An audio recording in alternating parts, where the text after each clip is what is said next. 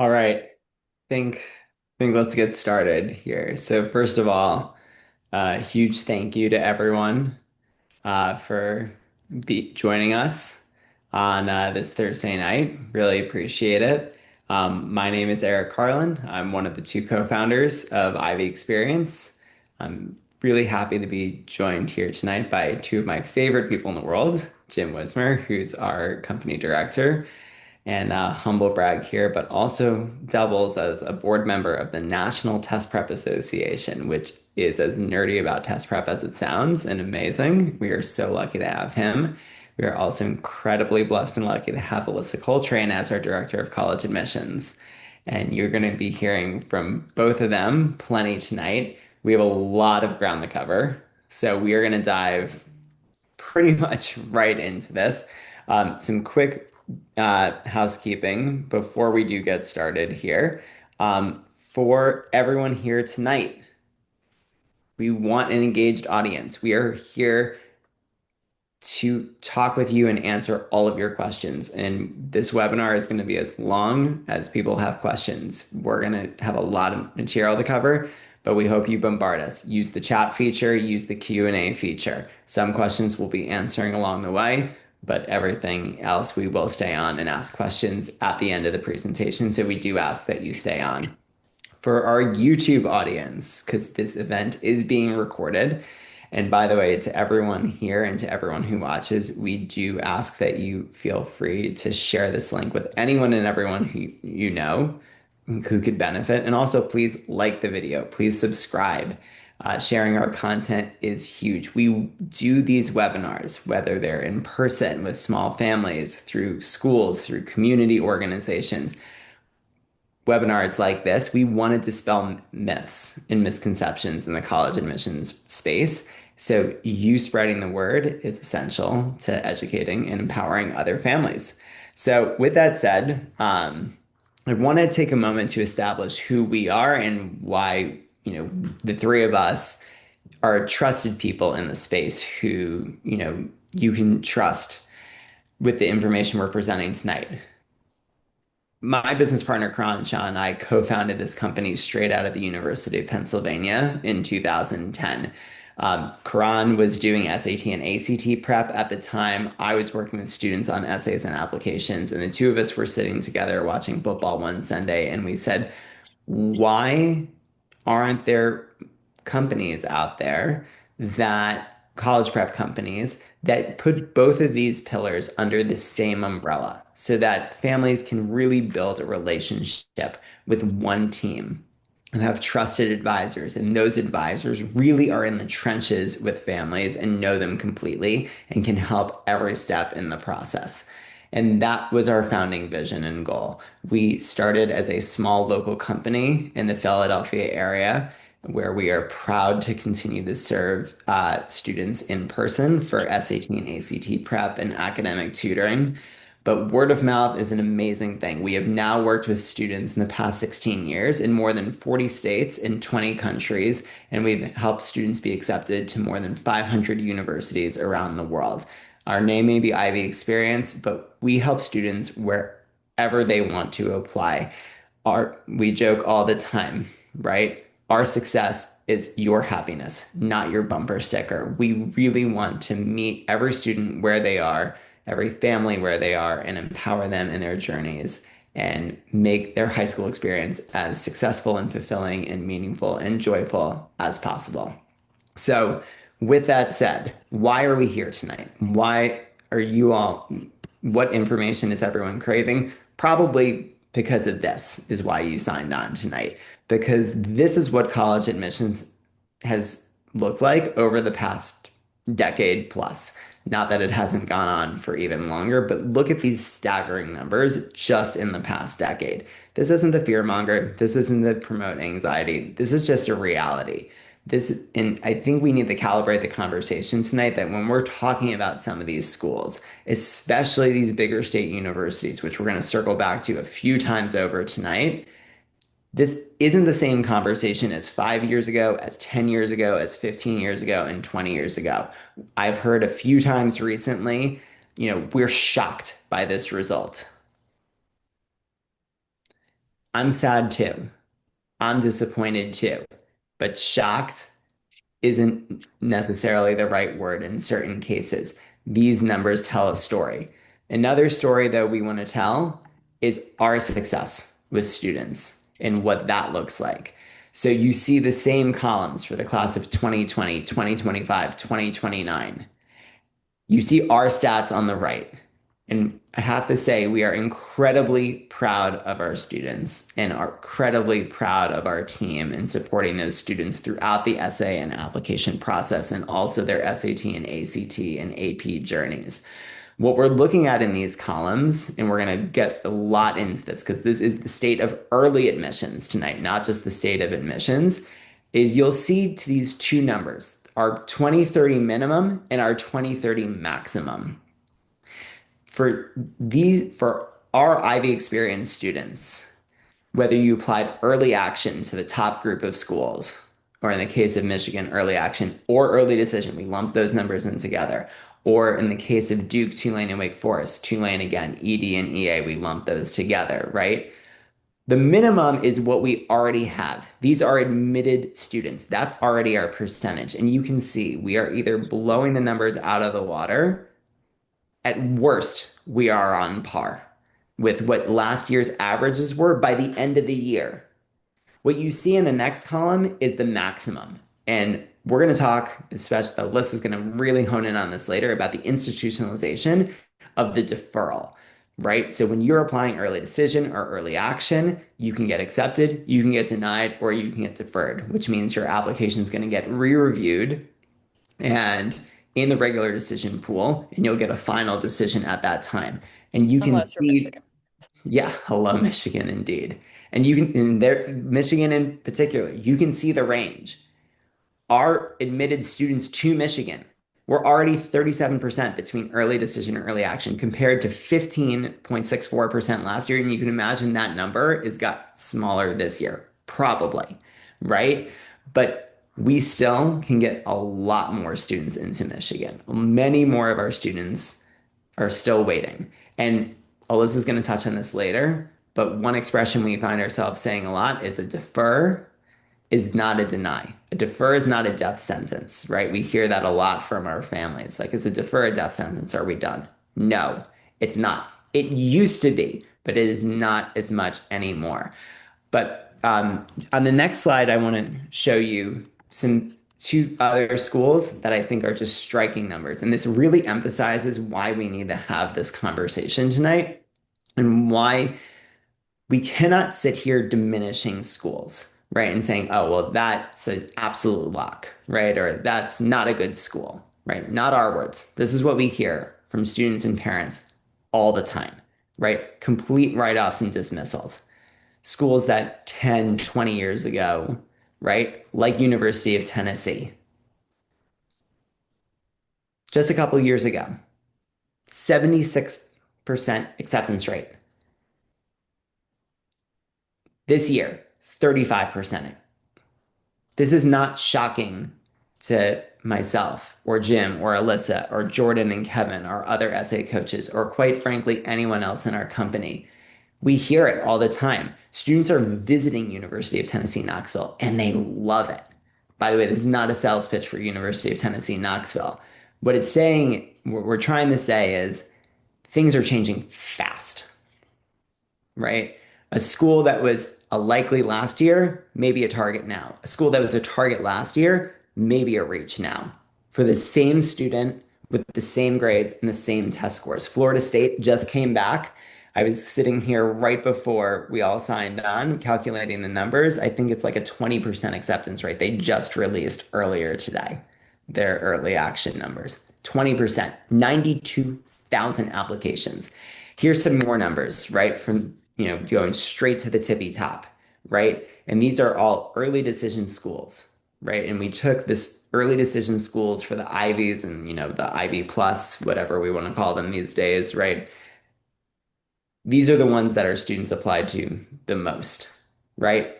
Look again at our min and max. We are incredibly proud of this, far eclipsing even the early decision. And by the way, by the time regular decision is done, every single one of these schools is going to be single digit acceptance rates, right?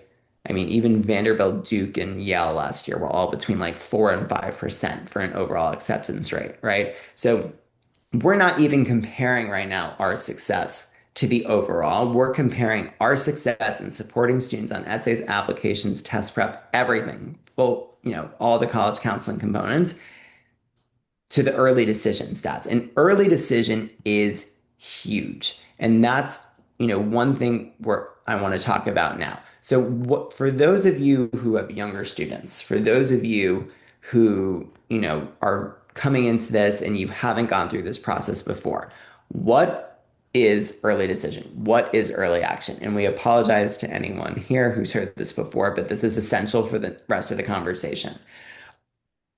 In the case of early decision and early action, what it means is a student is submitting their application early by an earlier deadline, usually between mid-October and mid-November.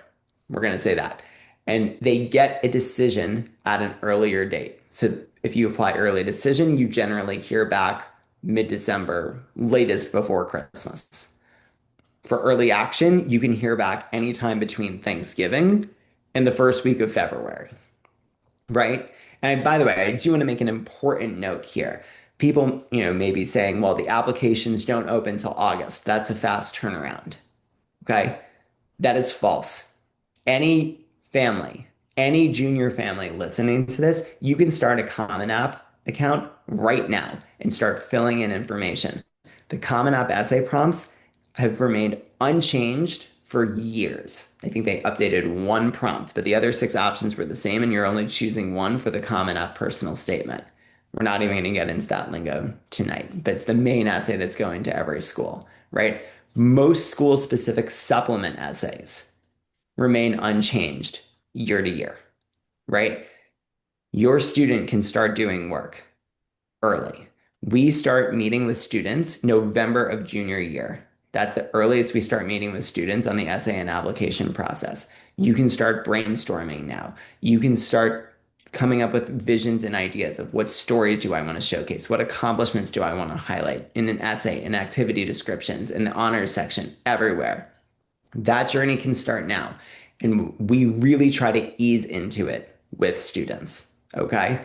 But this is where we're ultimately building towards, early decision and early action. Early action, there's a few nuances with this. We get sidetracked and we have a lot to cover. But overall, it means you apply early, you get an answer back earlier, but you are not bound to go if you get in, meaning that for normal early action schools, you can apply to as many as you want. But early decision is the one where you have to go. You are bound to commit to the university if they accept you. So if you apply before November 1st to the University of Pennsylvania, my alma mater, and they accept you in mid-December, congratulations, you're bound to go there, which by the way, you're probably not complaining about because you've indicated that's your first choice school and you are willing to go and bound to go. When we're talking about early decision, we want to really highlight here the impact and power of early decision and early action, but for starters, early decision. There's the macro and the micro stories.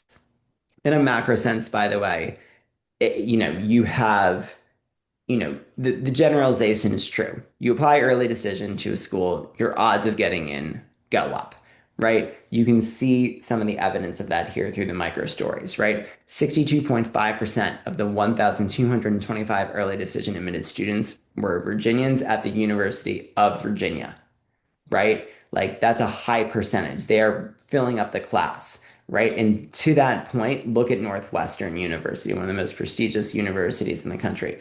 They had a 7% drop in early decision volume over last year, but they're still filling up 50% of the class from the early decision.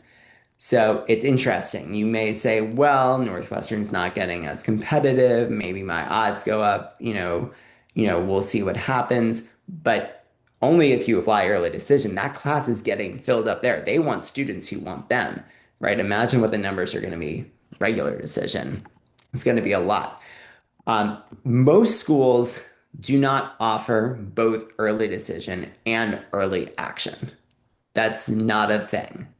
overwhelmingly. But I think if you want to see this point illustrated, the difference, even at a school that does offer it, like Tulane, we're waiting on schools like University of Miami, Florida, and Northeastern for their final numbers, early decision and early action. But look at Tulane. If you apply the Tulane early decision, 53% chance you're getting in. That beats any odds at the casino, even blackjack, right? That is, you have a more likely chance of getting into Tulane if you apply early decision than not. If you apply early action, 14%. That is a staggering difference, right? And again, you can imagine what the regular decision numbers are going to be. Interestingly, Tulane got busted a few years ago. They filled up so many kids early decision and early decision two, which is the thing. You apply by the end of like December or mid-January, then you hear back in February and you're bound to go. They filled up the class so much from ED1, ED2, and early action that they only had reputed like 100 spots left, using a rough number for regular decision, applicants. They have since rebalanced the numbers to a healthier amount, which is great. But we're going to get more into talks about yield manipulation. We're going to talk about, a lot of like why that happens and what you need to be aware of, you know, as we go along. Here's another story of ED versus early action. And Jim, our test prep guru, is going to get really into the weeds of test optional and test required, which I know that a lot of people are here for, especially younger students who are wondering, do I need to take these tests? Which, by the way, the answer is going to be yes. We'll just spoil that now. Jim's going to contextualize that you want to take them. But look at some of the numbers and the differences between students accepted to early decision at University of Miami, Florida, came so close, National Football Championship, compared to students who were deferred in early action, right? So the students who were accepted because they were willing to be bound to go if they were accepted, an ACT of a 22, SAT of a 1290, 1360, and then look at the deferred EA. Those numbers are way higher, significantly higher, and they're deferred, right? This is what we're trying to talk about tonight. This is why when we're saying to families the importance of testing, the power of early decision and considering, right? If University of Miami is your first choice school and you're on the fence, right? Or maybe it's Miami versus Clemson, right? And you're like, I'm not sure which one, and you pick Clemson as your priority, recognize Miami is going to get a lot harder for you, right? That doesn't mean you should pick Miami. You should lead with your strongest foot at the school that's your priority, but there's a consequence for that.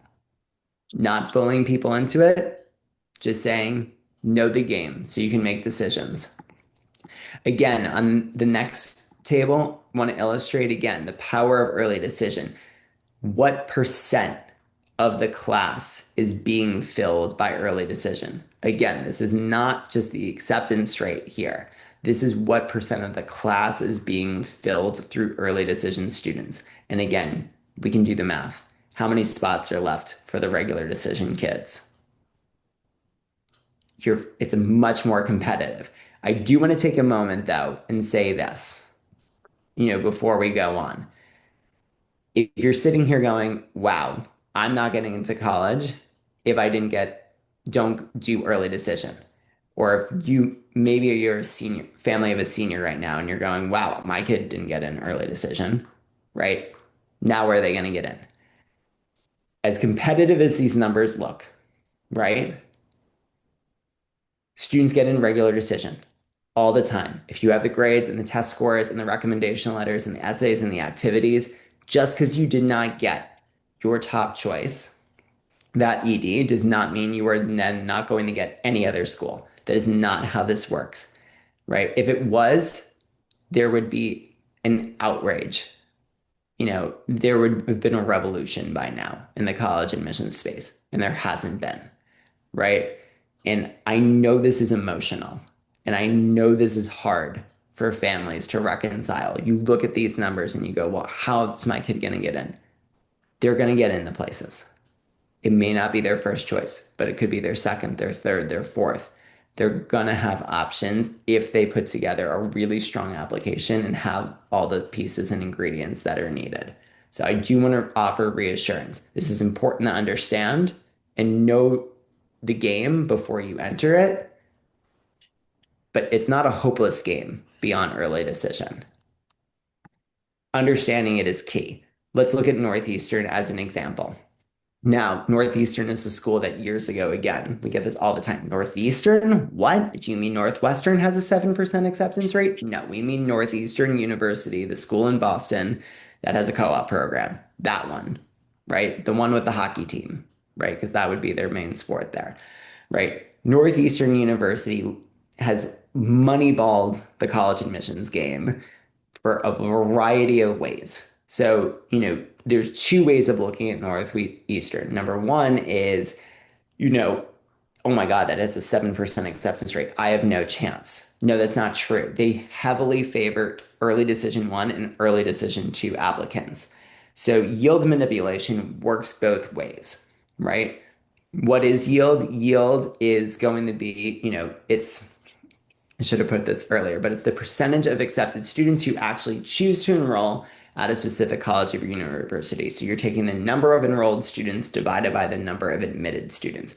Basically, the key of this game is to accept the fewest number of students as possible for a college so that they look as competitive as possible, right? It's all about the optics. Now, could I add a quick little bit of context on yield? There are two Yeah. reasons that yield is very important. One is it's part of the US News and World Report ranking algorithm. You'll hear us talk about this. The US News and World Report ranking algorithm it's the most popular college ranking system out there. We don't reference it because it's good. We reference it because it's popular and it's what people, know.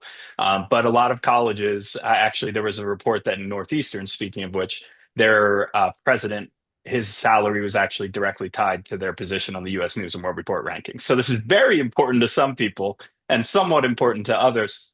The other reason that colleges find yield important is because they need to make correct financial predictions for how many students are actually going to enroll on campus. How many meal plans do we need to feed? How many dorm rooms do we need to fill?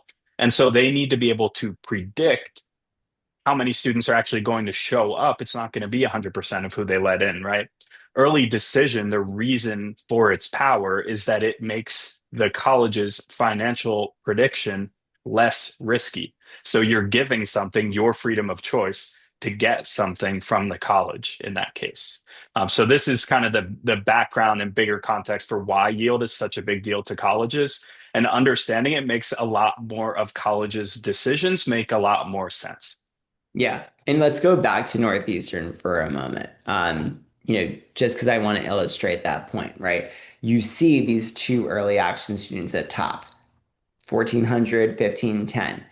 Student with B's got honors. Student with, almost straight A's honors.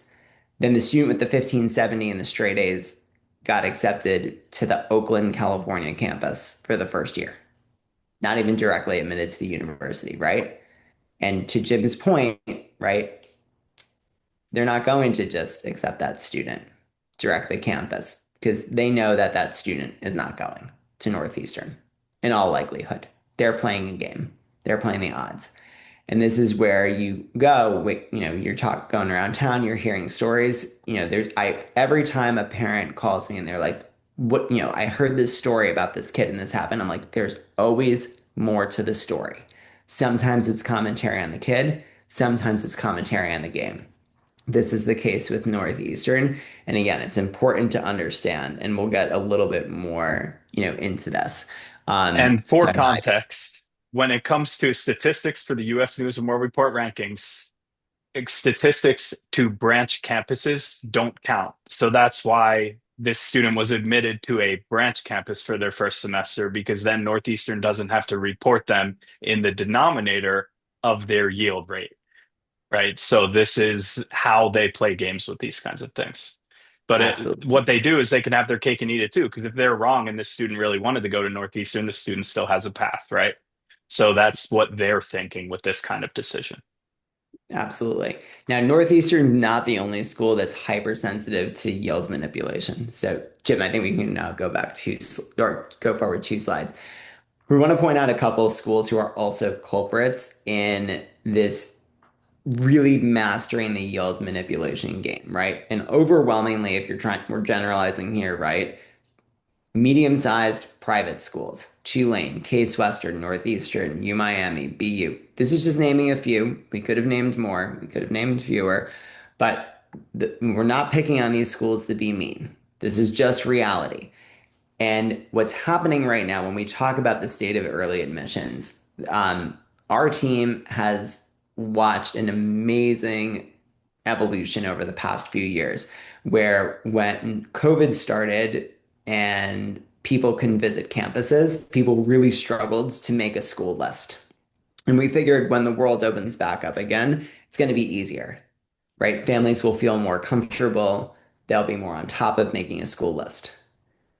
Alyssa and I and Jordan and Kevin have watched the opposite happen. With every passing year, students and parents are feeling more and more paralyzed, right? And a big part of this is because they look at the landscape and they go, wait a second, we were told for years to build a well-balanced list of reaches, targets, and likelies. Like, what did we all grow up with? Oh, apply to 9 schools, right? 3 reaches, 3 targets, 3 likelies.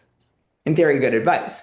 Except if you are a straight A student, which a lot of students are these days, which Jim's going to get into this in a moment with great inflation, right? And you have good desk scores and you're a good overall applicant, you're going, wait a second, why does nothing feel like a target school anymore? It's because they're not. It's because these schools that used to be target schools, the schools on this list, and we can throw in other schools like University of Wisconsin as well. Sorry to pick on them, but there's more than that too, who are the bigger public universities. They're playing yield manipulation games. And once you start playing these games, things that should be targets in theory then feel a lot more like reaches. And that gap feels very big. And this is why when we are advising students, and what one of the key things we want you to take away tonight is that you in understanding that target schools are a critically endangered species, you have control over building a smart list. And while it's fun to think and dream of reach schools, the best piece of advice that Alyssa and I and our team give on the essay and application side of things is really put a lot of effort and energy into building a sensitive, sensible list of 2 to 3 likely schools where your student is really happy. It takes an enormous amount of stress away in this journey. If you know you have 2 or 3 places you are going to get into college and you will be happy at, right? Now, that could just mean schools with lower test scores, but one thing I just want to say, like, look for honors colleges. Another one of the best piece of insights I think we're going to give you tonight. People don't think about this enough. Now, we are a Pennsylvania-based company, which means that when people think of honors colleges in Pennsylvania, they oftentimes think of Penn State. Penn State's honors application is quite an outlier and an extreme. To apply to Penn State Honors College, you need to submit like, Alyssa, what is it, like 6 full-length essays, right? I mean, it used to be more, still ridiculous, right? But that is not the case at most schools. Most schools on the other side of the state, Jim's alma mater, University of Pittsburgh, now has no essays. Ohio State, no essays to be considered. Florida is 1 essay. South Carolina, I believe, is 2, right? It's a manageable load of essay work. And what happens is honors colleges are these, elite accepted students who get, and not at every school, it varies, but priority, course selection, housing, research, networking, more scholarship money, a lot more scholarship money. Guys, look at honors colleges. One of the proudest student stories that I have from recent years, and then you get a break from me, and I'm going to flip this over to Jim for a while, but I got to tell you, one of the proudest, and it's not this year, it was last year, but one of the proudest stories and proudest students I've ever worked with was accepted to Vanderbilt University and is now at University of South Carolina Honors College. And that student looked at me with zero hesitation, full confidence, and was like, why am I paying all that to be at the bottom of the totem pole.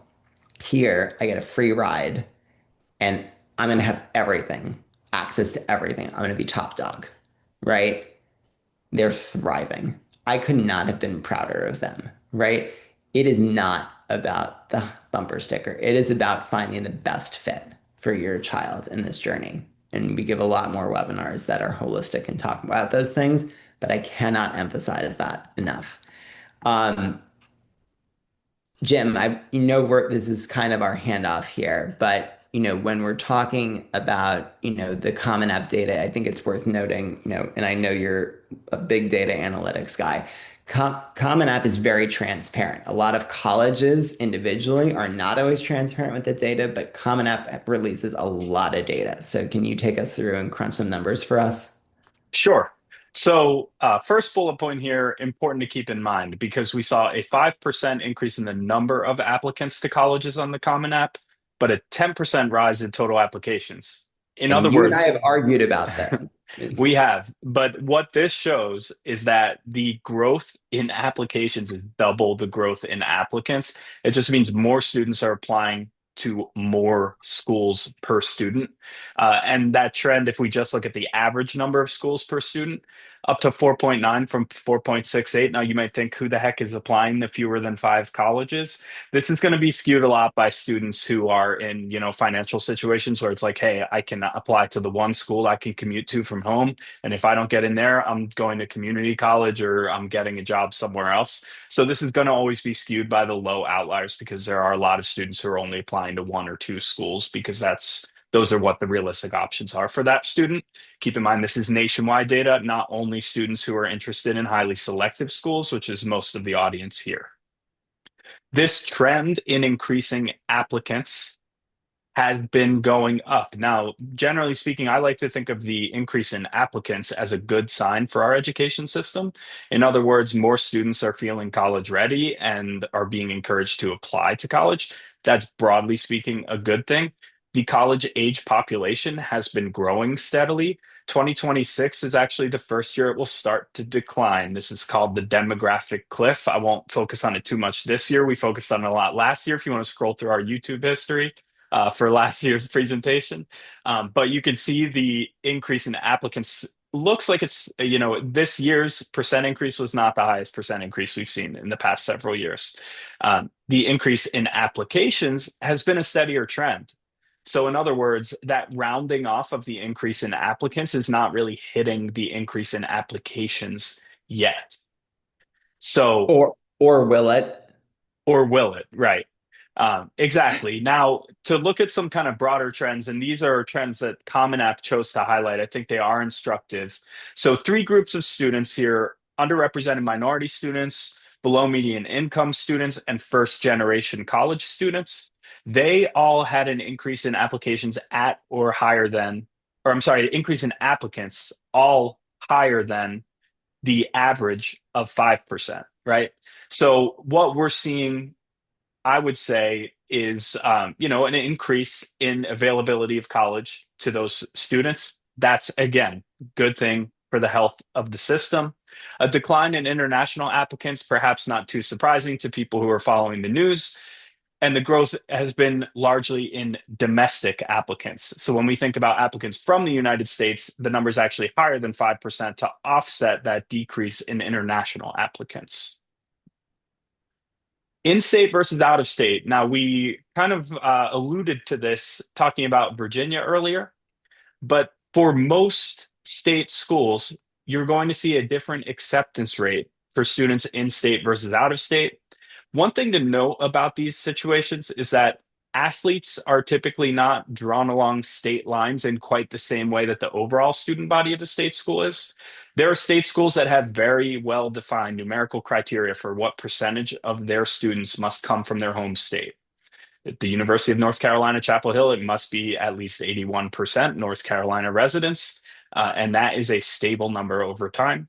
But that means that the acceptance rate and therefore the average SAT score, average ACT score of an in-state versus an out-of-state applicant would be quite different.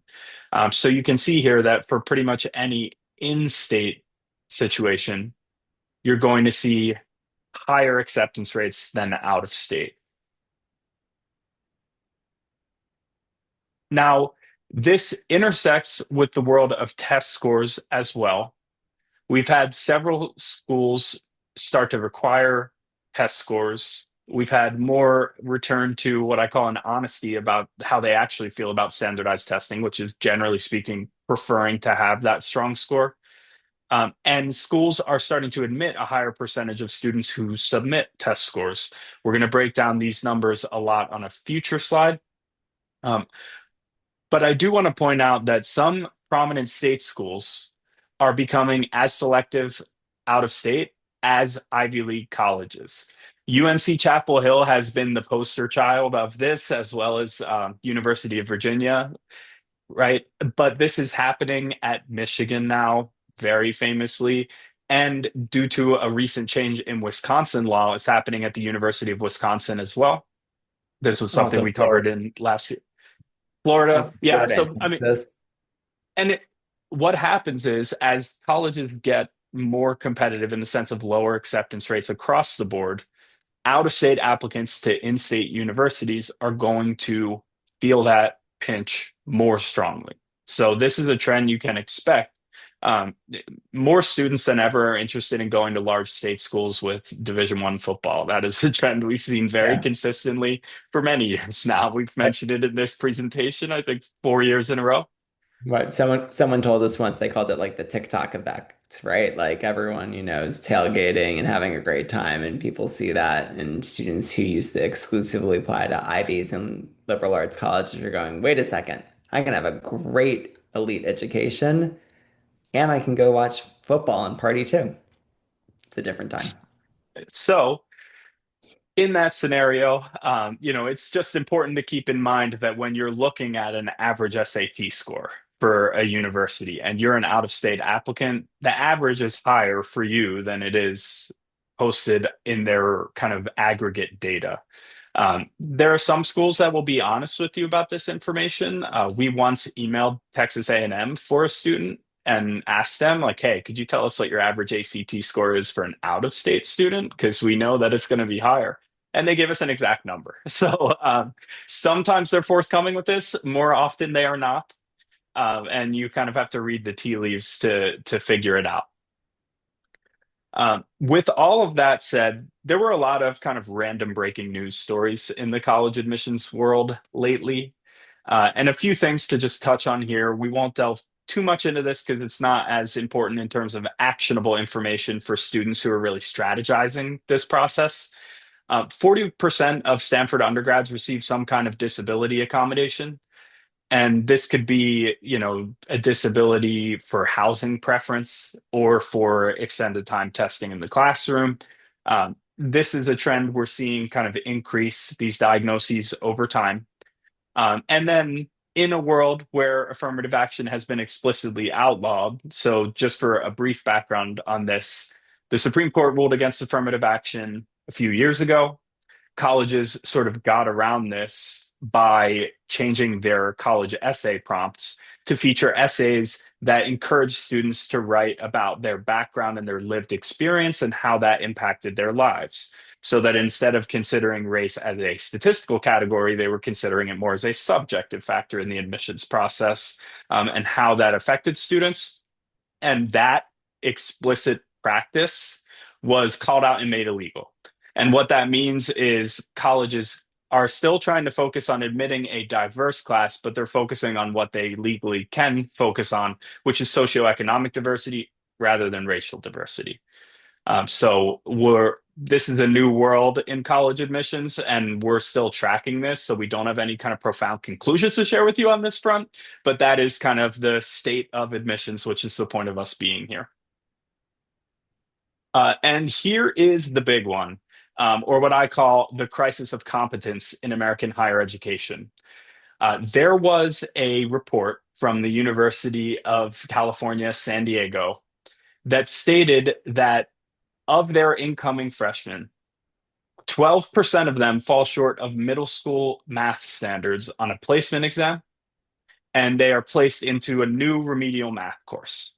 This new remedial math course ballooned in popularity after the University of California went test blind. Now, I want to I want to be clear, the University of California, San Diego, it's not, UCLA or Berkeley, so a lot of people don't have context for it. But in those US News and World Report rankings that a lot of people talk about, this is the 29th ranked national university in the country and the sixth ranked public university in the country. So this is And not some top for random school. engineering. Right. And so when you have students coming in and 12% of them are struggling with things like fractions and pre-algebra, that's a serious problem. Of the students who take this remedial class, 25% of them had a 4.0 in math classes in high school. What that tells us is that high school grades are not tracking students' ability level in the way that they have in the past. And that's an important point that we will return to. 42% of these students had taken at least pre-calc in high school. So these students were passed along through Algebra 1 and Algebra 2 and pre-calc, and in some cases, calculus without mastering middle school math content. University of California, Berkeley, just to give another example, one of the most competitive schools in the country, especially for STEM fields, they are now offering a math class below the level of calculus for the first time ever. And it's in result to this test blind policy, which has led to them admitting students who lack basic math skills in ways that they were able to filter out and adapt to in the past using standardized testing. To put it another way, grades are quite inflated. So, what I have here is data from, ironically, UCLA's Higher Education Research Institute, which tracks the percentage of American college freshmen at four-year universities who had at least an A minus average in high school. So that percentage in the 60s was in the 20s and now is over 80% of students. So grading is a cultural practice, and what we as a society decide is worthy of an A can change over time. That is clearly what has happened. I'm not going to get into blaming, who's at fault for this because that's not productive. What's important for you to know is just that A's do not mean what they meant when you were in school, parents. That has changed quite significantly. You can find your year and see what percentage of students had A's when you were graduating from high school. On the other hand, standardized test scores have gone down. And standardized test scores are standard. What I have here is data from ACT from 1990 to 2023. We use ACT as the point of comparison here because the SAT has redesigned multiple times over this time period. And so they haven't used the same scoring scale the whole way, where ACT has. The average ACT score nationwide rarely fluctuates outside of about, 20 and a half to 21 until the pandemic hit and students were missing, satisfactory math instruction. And really, that's when we started to see a steep decline in the nationwide average ACT score. So test scores tell the truth when we have a nation that is not getting the level of education that it was before during virtual school. Grades or test scores decline. Grades, meanwhile, we don't have data from the COVID period, but that sure is a big jump during it. They didn't collect data from the 20 to 21 school year just because it was crapshoot data. But when they resumed in 22, 23, 24, that trend had picked up a lot of steam. The 2024 data is because students didn't have their fake COVID grades in their GPA from high school anymore. And so that means that's why you see a little bit of a dip there. Now, test optional, the state of test optional, because all of this data I just shared with you, universities know this, and test optional universities know it too. So I like to think of test optional universities as existing on a spectrum. So most people think, well, we have test required and we have test blind and we have test optional. Not strictly speaking true. So this is a grouping of the US News and World Report top 100 schools, again, because it's convenient, not because we agree with the rankings exactly. But in this blog post, which was put together by a colleague of mine from the National Test Prep Association, she rated out each category of testing policy: test required, test preferred, a slight advantage for testing, test agnostic, and truly test optional, by how many schools in the top 100 fall into each category. The issue, and I encourage you to think about this, especially, as you younger students in 10th grade start to think about standardized testing plans for the next year is that when a college tells you they're test optional, they don't tell you what they actually mean by that, right? So some colleges are test optional, and they've been test optional since before the pandemic when everyone went test optional because it was easy, right? Wake Forest is a great example of this. They truly and deeply believe in their test optional admissions policy. And so students are often going to see more success applying their test optional than to some of the schools like, say, for instance, Duke, where they're admitting 90% of their students with test scores, even though they are test optional. Now, optional just means that you can submit it or not. They take your money for the application fee and then they give you a decision. It does not tell you anything about your likelihood of success. How many of those less than 10% of Duke students aren't athletes? Any of you can guess that. But the point here is you just have to realize that, this optionality of testing is a spectrum. But the policies are just going to say optional. Now, I wanted to talk a little bit about our results from the past year for test prep because we saw the ACT totally redesign. Well, I shouldn't say totally redesign, but redesign slightly this past fall. The SAT redesigned in 2023. So the world of test preparation has been a little less steady than it was. And people often ask, like, how well have you adapted to the new tests? Our average ACT improvement improves about 5 points on the test, and our average SAT student improves about 150 points on the test. Those numbers are roughly equal if you look at the equivalencies of the two tests. Now, we really emphasize a team approach when we come to the test prep process, and it's not just about hitting the books, grinding, doing the homework. Doing your homework is important, students, don't get me wrong. But it's also about having a smart plan going into it. So this complimentary call link that has been on all of these slides, this is to book a call with me to discuss kind of whatever you're interested in working with Ivy experience on. But my favorite thing to talk with our prospective clients about is timing for standardized testing. What plan is going to make sense based on your extracurriculars, based on your math level, and all of that. So I would encourage any of you, if you're interested in, potentially working with us, exploring working with us, just want my thoughts on what a plan should be for your standardized test prep, go ahead and book that complimentary call. That's also true if you want to work with one of our amazing essay coaches. I can talk you through next steps for that as well. But I do encourage you, if you're thinking about putting a test prep plan together, to do so. Jim, to be clear, the trend, is clearly going toward tests required, and we've even heard rumblings from the universe, rumors that the University of California may switch from test blind back to, considering tests in some form, which can you speak to the irony of the UCs being test blind in the first place? Because I think that really embodies, the state of early admissions this year and how far the pendulum is swinging back. Sure, yeah. So when the University of California determined their test blind policy, the way it went down is that they commissioned a report by their faculty senate to investigate whether standardized testing was a significant obstacle to their diversity initiatives. And this is like 2019, so before the Supreme Court ruling about affirmative action or anything like that. They wanted to know, is the consideration of test scores presenting a barrier to some of the under-resourced students that we would like to serve? Uh, the faculty report determined that actually the standardized test score requirement was helpful in determining which under students from under-resourced backgrounds would actually be successful when they got to the University of California, and therefore was an asset to their diversity goals. And then the University of California Board of Regents made a political decision to just go test blind anyway because that was their hot take. We've seen this happen on both sides, to be clear, because the University of Tennessee actually did the opposite thing. They were the first school to go back to requiring tests after COVID, and they commissioned a multi-year pilot study. They said, we're going to be test optional for 3 years. We're going to look at the data. We're going to make a decision. And then their board of governors just made a political decision to go back to requiring scores.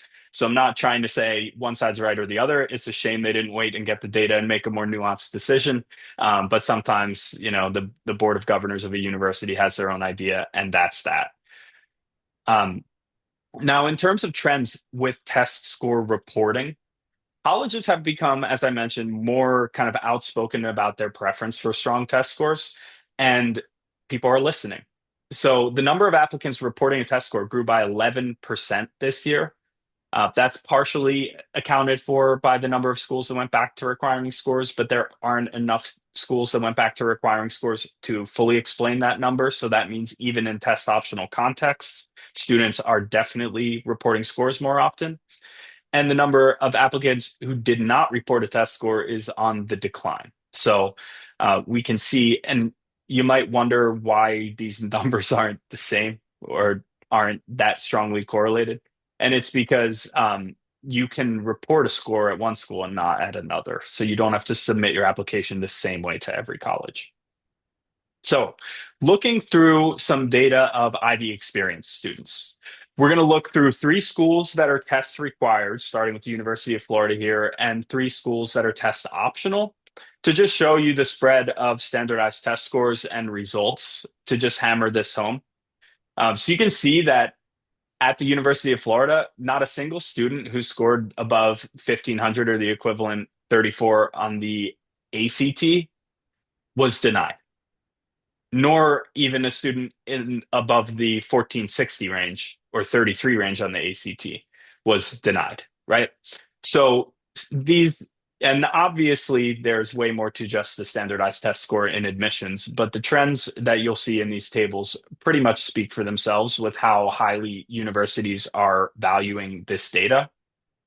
Similar situation in Miami. Students with test scores above a certain standpoint were just safe, and we haven't heard denials. Miami decided to defer, or maybe just none of our students were denied. I'm not sure of that. Maybe you guys know. But either way, you can see like a certain strength of test score makes things much more confident.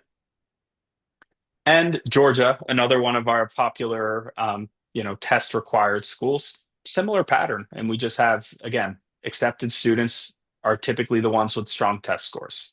And we can see what comes to fruition, in April when we do our overall, end of year state of admissions. But you can see those defers, and we'll be keeping a close eye to see how many of those defers flip to accept or flip to deny, because it's going to be one or the other by April 1st. Right. Now, University of Michigan defers a lot of students. Alyssa has some great insights to share on that later. Just you wait. But you can see again that the split by test scores is pretty drastic here. And this is a test optional university. Test optional, go ahead, Eric. I was just going to say, I think one of the questions that came in to us was asking about, they said, oh, we have friends, current seniors accepted to several schools with no score submission. And, you can see test optional, it's a mixed bag. And it just underscores there's always more to the story to just say, oh, that kid got in, test optional.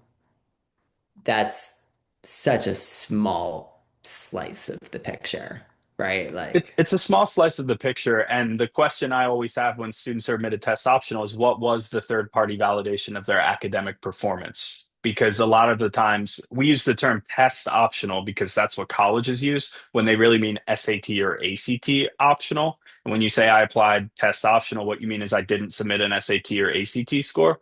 Well, if you had a 5 on 3 AP tests, you just submitted some pretty strong external validation of your grades, which is the whole point of standardized testing. So a lot of the times these test optional stories have a little more to them. We did a whole webinar on test optional, so I won't dig any more into that in interest of getting to our other topics tonight. But it's up on our YouTube page, so check it out, and you can always email us if you want, us to just send you the direct link. Tulane University, once again, test optional became a kind of exact even spread, strong test scores accepted more easily. And Wisconsin, same situation. So we point these out not to say everyone should be doing testing all the time, but to say, a strong test score is as important, if not more important, than it's ever been. There's so little evidence on a college application that is AI proof that your brain can do something on its own. Standardized tests that are taken in a proctored environment where students must focus without, they can use a graphing calculator, but they can't use an AI to answer questions for them. This is how colleges can see who has learned and who has not. It's not a perfect measure, but it is the best one we have, and colleges know that. And one Speaking of of the AI, other things that I think is important to keep in mind is we're looking at those test optional admissions is we often talk about there being five factors under your control when it comes to this process. Grades and rigor, standardized test scores, essays and applications, letters of recommendation, and I just blanked on one. But when you take away standardized testing, you've then taken a leg out of your chair. And the question then becomes, of the four that remain, are those four strong enough to carry you the rest of the way? Well said. and I mean, I think AI is, such a buzzword, and we want to address that for a little bit too, because AI is definitely, infiltrating this space. I mean, there's a lot of concerns of, the students using AI, but I mean, Alyssa, do you want to speak to some of the trends with, admissions offices using AI? Yes, and this is, I think, one of the first years where we have started to see um, colleges and universities sort of cop to using AI in their admissions process. And we've done some digging into this. We flagged a couple of major ways that we see universities using AI. That is transcript process and normalization, ops efficiency, essay scoring, summarizing essays and letters of recommendation, and then authenticity and verification. But essentially, really, what we're going to see here is a couple of different pieces. One of the major points is going to be AI to analyze grades. Georgia Tech is using it just in the case of transfer students. But for instance, UNC is using it across the board. And in some ways, this is data crunching. We'll talk about this a little bit later on, but in many ways, this is the type of thing that, you know, 2, 3 years ago, before we had AI, you would have a highly programmed data analytics program doing a lot of this for you. One of the more interesting components is going to be Virginia Tech when they're using essays. They're using a AI application reader in their process. And this is actually pretty interesting. The way Virginia Tech does this is they previously had a team of human volunteers that would read their application essays. It would be two people, so Jim and I might be the application readers, and if Jim and I disagreed substantially about a student, we would rope in Eric to come be the tiebreaker. Um, in this case, what we've done is we've gotten rid of Jim. Sorry, buddy. Um, and in this case, I'm reading alongside an AI model that has been trained on past applicant essays. Virginia Tech is, I think, a very appropriate school for this. They have those four short answers which are hyper specific about what they're looking for. So in this case, I confer with my AI partner, and then if I have a major disagreement with the AI, then we still rope in Eric in this moment to become the tiebreaker. So in this case, the AI is used to confirm the human essay scores, especially for Virginia Tech, which does use a lot of volunteer essay readers in this process. So, what does that mean for us?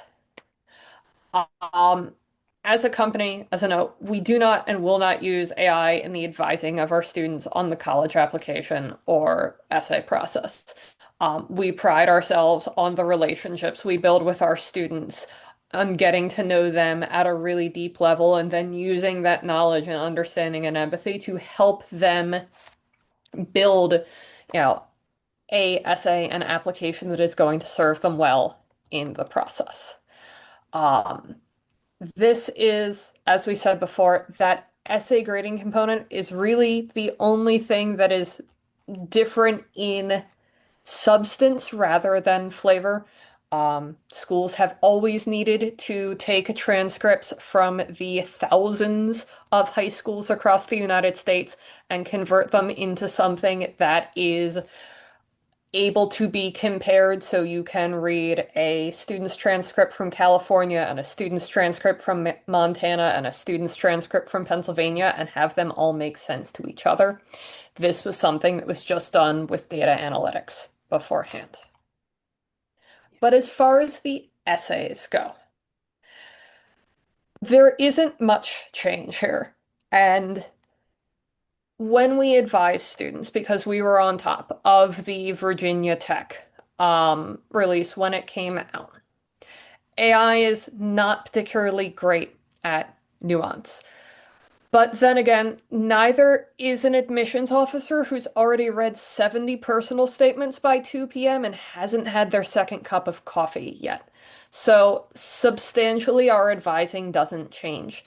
Our students' authenticity still needs to show through, and what they hope to communicate to an admissions officer or to the large language model that is, double checking the admissions officer is their values in a way that is clear and transitions smoothly from one paragraph to the next paragraph to the other to the next. And that isn't something that is going to change, whether it's being read, like I said, by an LLM or by a person. And I want to be clear, we're not some, group of Luddites that doesn't believe in AI. I mean, we just yesterday, I saved myself probably like 2 hours on a data analysis problem I was doing using Google Gemini. So we do not use AI as a company. We just really believe that when it comes to advising students on what is fundamentally an introspection exercise, that the human touch is more valuable than ever there. It's the more things change, the more they stay the same, right? We've tried talk with families for years that the college essay is it's not a writing contest, right? People talk about elevating language and using better vocabulary, and we say, look, you can do that, but at the end of the day, the best essays are the most personal and personally insightful.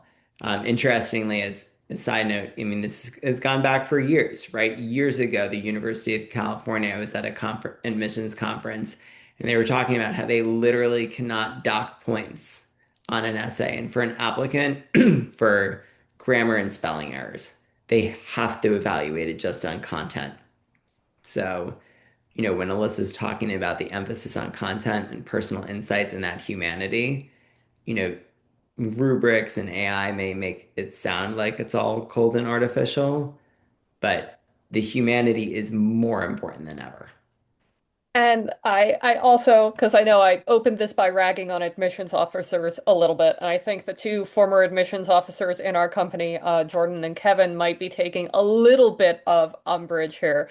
The other thing to point out is, as a consequence of reading 70 personal statements before 2 p.m. and that second cup of coffee, admissions officers are keenly aware of what a 16, 17-year-old, 18-year-old sounds like. So whether it is that you fed your essay into Chat GPT and now every other sentence is it's not X, it's Y, or an English teacher has been heavy-handed in changing the way you write, or a parent has been heavy-handed in changing the way you write, admissions officers can tell, and all they really want to do is hear from the student so they can hear about those values and how a student is going to be part of their community on campus. All right. So, my favorite topic of the night, if any of you follow us on social media, you have probably already seen a part of this already. If not, I highly encourage following us. It's where we're going to post breaking news as it comes out. But we wanted to start off by talking about the deferral. And as Eric mentioned a little bit ago, a deferral is one of the three decisions that a student can receive from early decision or early action. A student can be accepted, a student can be denied, or a student can be deferred, which in most contexts means that a early action or early decision student is pushed to regular decision to be reviewed in that point. Typically done because the student might have, the school might have run out of time. Um, they might be looking for mid-year grades, or a bunch of other reasons. So this is typically what happens. But then we have Michigan, um, which, unlike any other school, offered a early decision round for the very first time this year. We had many students who were super excited to be able to apply early decision to Michigan, signed on to their portals, and then found that the language that had been used was not deferred, but postponed to early action, which was going to come out a couple of weeks later. So, students who were postponed during this time had 2 weeks during the holidays to scramble to get mid-year grades in from high school counselors who were on break and spending time with their families, which was entirely well deserved, to draft and submit letters of continued interest in a short period of time. And then after that, more, we had more releases out of the blue. It seems to have finally calmed down a little bit, but it was a astonishing misstep by a massive university. When every other college or university that offers early decision and regular decision manages a deferral process without producing so much chaos. Um, we're incredibly proud of all of our students who are accepted to Michigan, either early decision or early action. We are wrapping up expressions, continued interest forms, and continuing to advise our students who are waiting on regular decision. But it is one of those moments where you go, what were they thinking? Yeah, especially with the high sensitivity of, students' mental health these days. It really it just shows a complete insensitivity towards, what they're doing to students and parents and families and the tension at home. And it's just wrong. There's no two ways to put it. We feel for you guys, and we're here for you. So, as we were talking, the reason why students get deferred, some of it is, once again, I haven't gotten to it yet. Sometimes schools may want to see the first half of senior year grades. They may want to evaluate a student in the context of the entire class. It's almost like looking at a menu where you see one of the specials that looks good and then goes, okay, but I also want to look at the rest of the menu first before I make up my mind. Um, Major can matter in who gets deferred and who doesn't. But here is the thing, and this was more crucial this year over any other year. A deferral is not a deny. We saw massive numbers of deferrals this year, and I think it is a policy that schools are beginning to undertake as a facet of yield protection because mass deferrals allow schools to essentially have their cake and eat it too.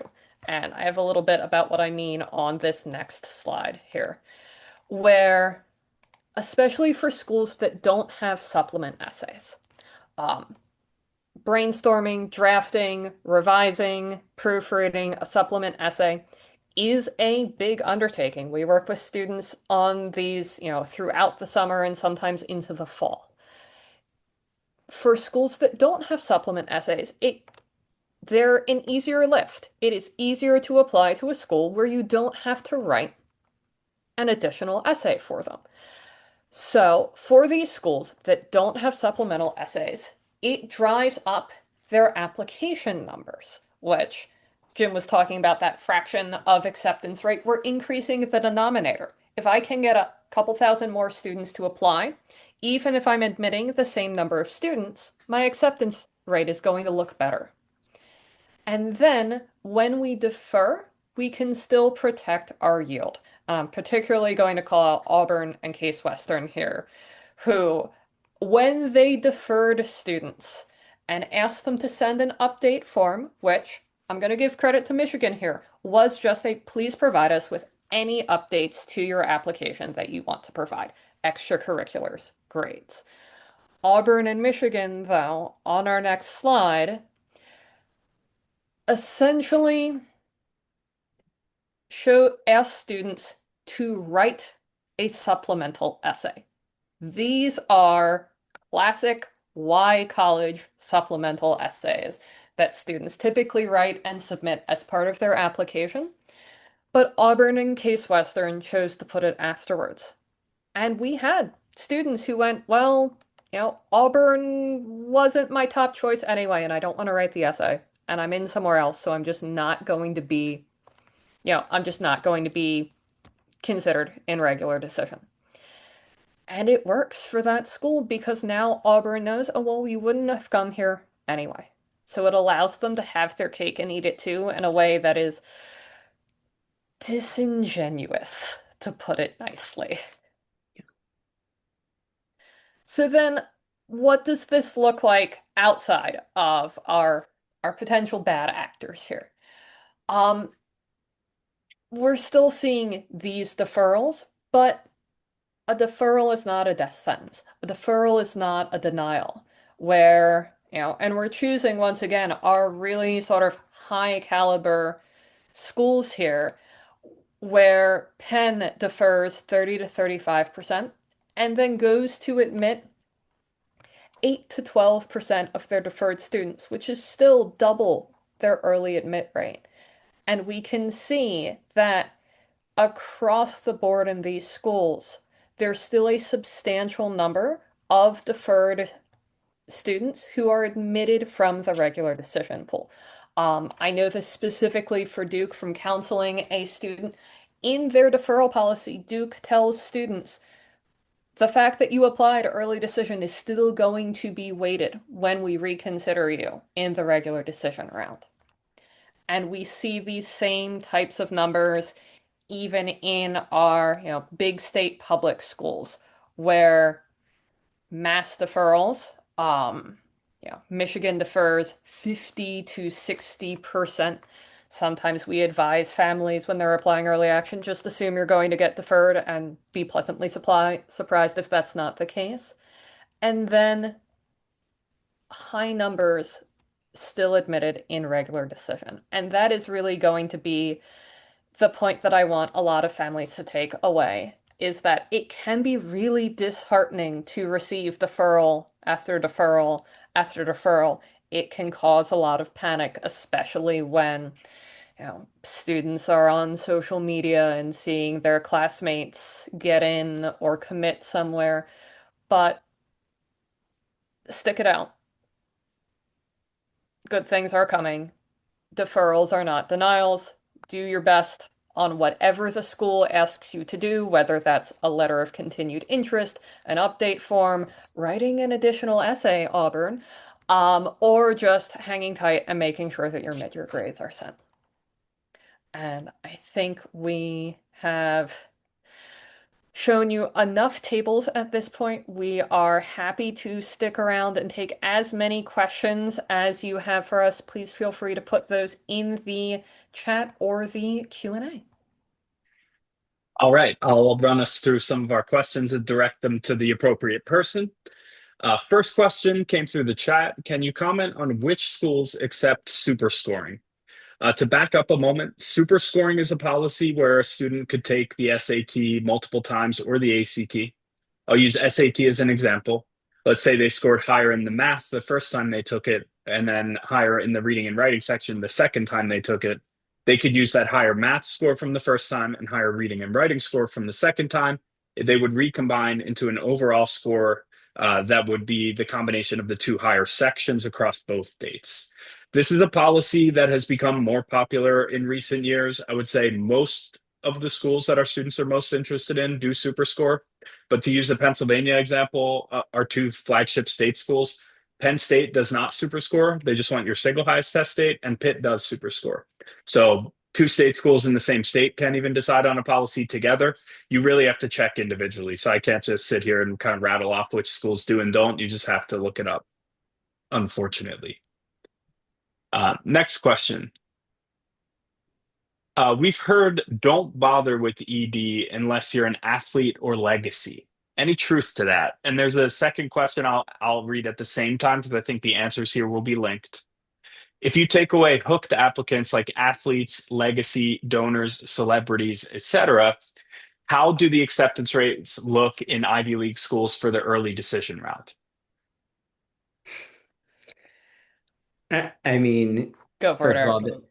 I was going to say, well, they're not releasing that data, right? They're certainly not saying this is how many athletes we accepted, and this is how many legacy, and this is how many first generation students, and this is how many bassoonists we took. It's always my favorite is the bassoonists.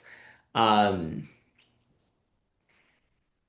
I think the numbers speak for themselves that we talked, we highlighted here, right? I mean, early decision acceptance rates are much higher. And then again, if your response is going to be, well, that's inflated because of athletes and legacies and other stuff, look at what Alyssa just said a moment ago about Duke. If you're deferred from Duke early decision, if Duke is your first choice school, right?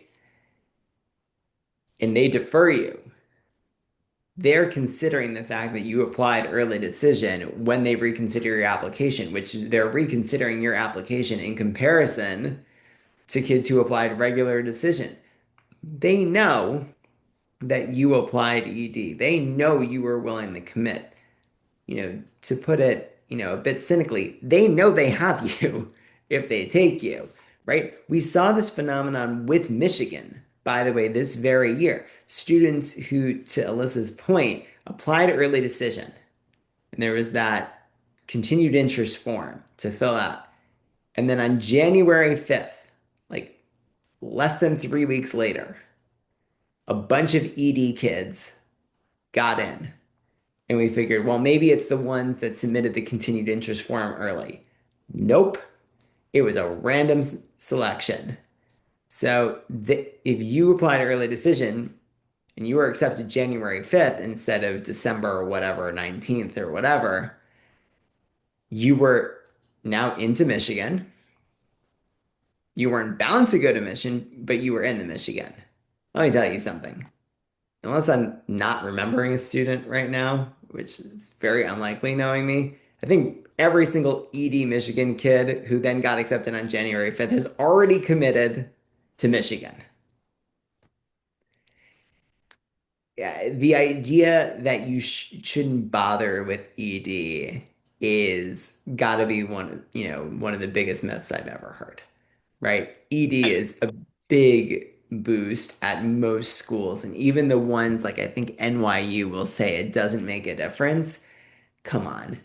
Admissions officers are people. People accept other people. They know if they defer you, at NYU, which kids apply ED versus which ones didn't, right? Jim, what were you going to say? I'm sorry. Yeah, I have two very simple answers to this. One is follow the money. In other words, the college can make a more correct financial decision if they know that you have to attend there. They're more likely to admit you for that reason. Two is the data on this slide actually prove that ED is not just for athletes, legacies, etc. Because once you're deferred from ED, so presumably all of the athletes and children of celebrities and people whose grandfather's names on the building, they're all accepted ED, right? Once you're deferred ED at Duke, your percentage chance of admission is more than double their overall acceptance rate. So that's just very simple statistical evidence that it does help to apply early decision you know, without having a hook, so to speak, without being a tight end on the football team or, having a famous mom or whatever. The data just says that that's not true. Our next question is happy 16th anniversary to Ivy Experience. Thank you for submitting that. We appreciate it. It's been a fun ride. I've only been around for 10 of those, but it's been great. Oh my. All right, next question. So it seems like a student's best bet is to apply ED if they know their top choice. But what if financial aid is needed? We are medium earners with an income that makes us look relatively wealthy, but we will be sending twins and absolutely can't afford to pay full price for one, much less two of them. We want them to go to the school of their choice, but we need to know we can afford it.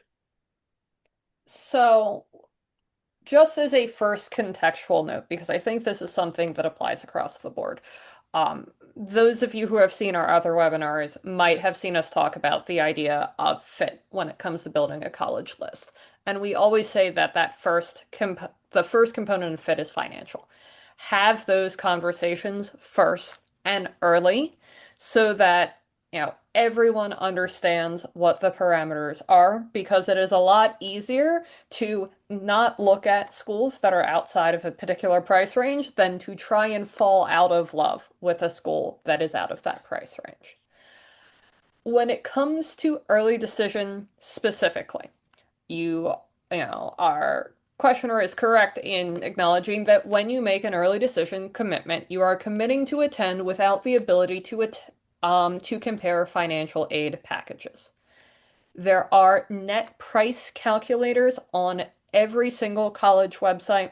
I'd encourage families to use those, sit down with the financial documents you need. It should take 10 to 15 minutes, and they will give you a reasonable estimate of what you can expect to pay. The final component there is if a family is choosing to apply early decision to a school and they have financial concerns, that is something that you should be transparent about and communicate about to the school throughout the process. Um, you know, Eric always says admissions officers are people in the sense of people want to admit other people, but people are also understanding and willing to work with you when you communicate early and transparently. Well Even if you said. don't, you may hear that the only way to get out of an early decision binding agreement is to prove that you can't financially afford it. Um, I would not test that theory, right? Technically, that early decision agreement, you're signing is technically a legally binding document that you are committing to go to the university. It's not a formality, it is legal. Um, you know, while, we've heard of cases where students are released, out of their early decision because there's financial strain and concern. Um, to Alyssa's point, don't make something an option that's not really going to be an option. I always reframe it from students from, my own journey, which, my parents said, you're not getting on an airplane.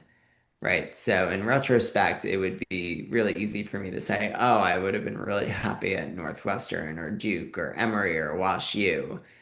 But I never feel like those options were taken away from me because they were never really options. And I think one thing that Alyssa and I have seen over the years is when families make something an option, the student applies, they get in, and then it's, well, you can't go. That's it's painful to watch. And it creates an enormous amount of resentment amongst families. Have conversations early, for sure. Well said. So, how do we work with students to help them determine whether ED or EA or regular decision is right for them? I'll yield. So I can go ahead and take that.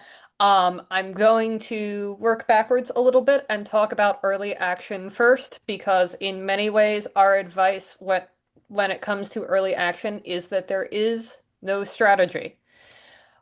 Hearing back early is nice. Early action can give you a small boost in the process, nowhere near to the extent of early decision, but a small boost. So if you are able to produce a compelling application that is complete and going to put your best foot forward by the early action deadlines of your schools, you should apply to every school that offers early action. Early action. There is there is no harm, no foul in doing that. It also gives the school that additional option rather than just a denial or an acceptance. It gives them the opportunity to go, you know what? We want to think about you. We'll come back around later, and you get another bite at the apple in regular decision. We also have heard of some public schools, I'm thinking particularly of Purdue and Maryland, who fill a large portion of their class, specifically a large portion of competitive majors within their class in that early action component. So, as long as you have everything done in time, and the students that work with us start well in advance and we pace them to ensure that everything is done well in advance of this early action deadlines. Everywhere, early action. When it comes to early decision is a conversation that you make with your heart and not your head once you've had that financial conversation as a family. Um, I often frame it to students this way. There's a pair of thought experiments that I give them. If I have a magic envelope where I can write your name and a school on it, and I have guaranteed you admission to that school, what's your answer? How quickly does it come? Is it the same answer day after day after day? If so, that's your early decision school. On the other side, it's December 15th. The best thing has happened. You have gotten into your early decision school. We celebrate, we get on the phone and yell about how happy we are for you. You order pizza or cake or whatever it is that you're going to do. And then the next morning, you have to get up and go on Common App and withdraw every single one of your other applications, and you don't get to know if you got in. Does that bother you? If not, maybe you have an early decision school. Awesome. Final question here. Is there a difference between ED1 and ED2? Or I'll rephrase that to what are the differences between ED1 and ED2? Well, you're bound to commit either way. Really, it's just timing, right? So early decision, again, generally speaking, the deadline to submit is going to be the end of October. You're going to hear back by mid-December, right? For early decision two, that deadline can be any time between the end of December and, even really end of January. I think University of Miami did a thing where they released early action, and as if you were deferred as part of the deferral note, they were like, if you want to switch your, application to early decision two, you have like a week or week and a half to do so. So, So did um, Case Western. Are we they, surprised? yeah, of course they did. Well, and there you can see the same thing. It's the same schools, and then you may ask, well, who does early decision two? It's a lot of schools who are saying, there's going to be a lot of kids at the top, tippy top tier schools who were deferred and denied and are angry and sad. And they're going to say, we're going to go to our next choice. Vanderbilt, WashU, Emory, Rice, Tufts. And then you get the same list of schools we were referencing before who do a lot of yield manipulation. Tulane, Miami, Case Western, right?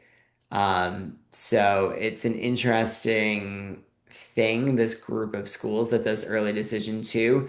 Not every school does or offers early decision one. Even fewer schools offer early decision two. I can't think of a single big, large football rah-rah university that offers early decision two, and very few of those offer early decision one. It's just another way to fill the class with people who are going to be overall full pay and absolutely committed. Awesome.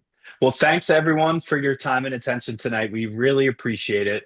We'll send a recap email out. It'll have a link to the YouTube recording. We ask that you please share this with anyone you think might benefit from it. We put these out there to educate people and dispel those myths and misconceptions. We hope you have a great night, and we hope to hear from you all soon. Take care, everybody. Thank you.